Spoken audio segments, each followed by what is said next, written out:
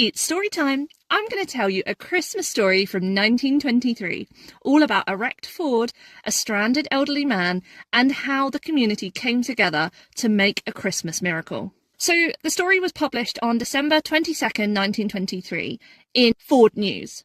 Basically, an elderly man was driving in Sacramento, California, on his way to San Jose to spend Christmas with his only surviving relative.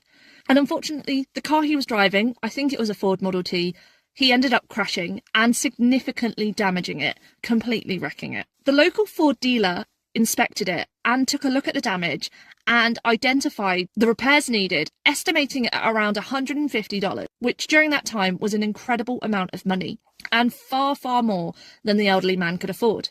He believed that in order to spend Christmas with his only surviving relative, he would have to walk the rest of the way from Sacramento to San Jose. But the mechanics actually had a Christmas gesture up their sleeve. Early in the next morning, the dealer's wrecking crew and mechanic came in and, on their own initiative, decided to work on the elderly man's car.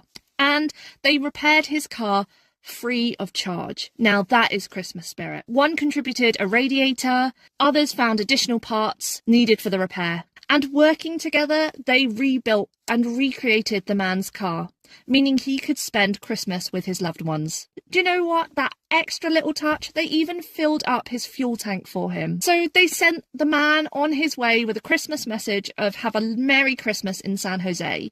And in 1923, gestures like that went such a long way. Ford News actually highlighted it as an example of the kindness and big-heartedness found in every single one of its garage workers at that time. So that was one man who, after a car accident, went into Christmas thinking that he wouldn't be able to spend it with his loved ones and that he'd have a bill he couldn't afford. But that was all turned around by the caring nature of several mechanics at the local Ford garage.